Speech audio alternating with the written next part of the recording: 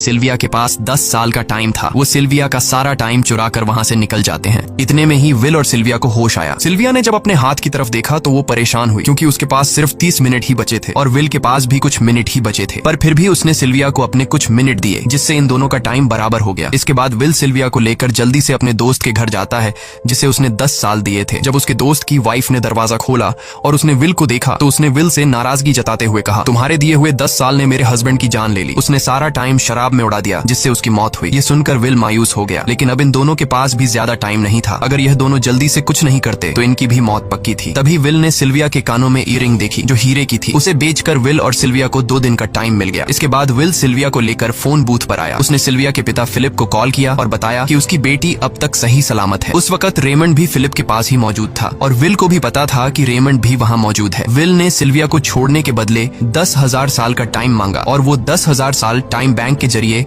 गरीब लोगों में बांटने को कहा और कल सुबह तक का टाइम दिया। हालांकि फिलिप के लिए यह रकम कुछ भी नहीं थी, पर फिलिप किसी भी कीमत पर गरीबों को टाइम नहीं देना चाहता था। इधर विल सिल्विया को अपने घर ले आया, जहां पर दोनों सुबह होने का इंतजार कर रहे थे। इसी दौरान सिल्विया ने विल से पूछा कि उसकी फैमिली कहाँ है। इस पर विल ने बताया कि पिछली रात ही टाइम न होने की वजह से मेरी माँ की डेथ हुई। ये सुनकर सिल्विया को बहुत बुरा लगता है और उसे एहसास होता है कि यहाँ गरीब लोग हर पल मौत के डर में जीते हैं। उन्हें एक दिन का टाइम कमाने में कितनी मेहनत करनी पड़ती है। अगली सुबह बैंक खुलते ही विल और सिल्विया खिड़की से बैंक पर नजर रखने लगे, लेकिन बैंक ने गरीबों में टाइम नहीं बांटा। सिल्विया ये देखकर बहुत मायूस हो गई कि टाइम के आगे उसके पिता के लिए अपनी बेटी की भी कोई कीमत नहीं थी। अब सिल्विया को समझ आ गया कि उसके पिता सिर्फ बिजनेसमैन नहीं है, बल्कि वो इस सिस्टम के हेड हैं। वो गरीब लोगों की मौत से अपनी जिंदगी के साल जमा करते हैं। सिल्विया को यूं मायूस देखकर विल ने उसे वापस घर भेजने का फैसला किया। वो उसे फोन बूथ पे ले आया और अपने पिता को कॉल करके अपने लिए मदद बुलाने को कहा। इस दौरान विल सिल्विया को वेपन भी दे देता है ताकि वो खुद की हिफाजत कर सके। इधर सिल्विया फोन पर अपने पिता से बात कर रही थी कि तभी टाइम कीपर रेमंड चुपके से वहां आ पहुंचा और विल पर गन तान दी। रेमंड विल पर गोली चलाने ही वाला था कि तभी सिल्विया ने रेमंड को देख लिया और घबराहट में रेमंड पर गोली चला दी। ये देख विल घबरा कर रेमंड के पास आया। हालांकि वो गोली रेमंड के हाथ को छू कर निकल गई थी। रेमंड के हाथ से बहुत खून निकल रहा था। विल ने रेमंड की घड़ी देखी। रेमंड के पास सिर्फ 2 घंटे बचे थे। दरअसल टाइम कीपर्स को भी सैलरी के तौर पर हर रोज 1 दिन का ही टाइम मिलता था। विल समझ गया कि जब तक रेमंड के पास उसके टीम वाले पहुंचेंगे तब तक रेमंड का ज्यादा खून बहने की वजह से उसकी मौत हो गई होगी। इसलिए विल रेमंड को 2 घंटे का टाइम देते हुए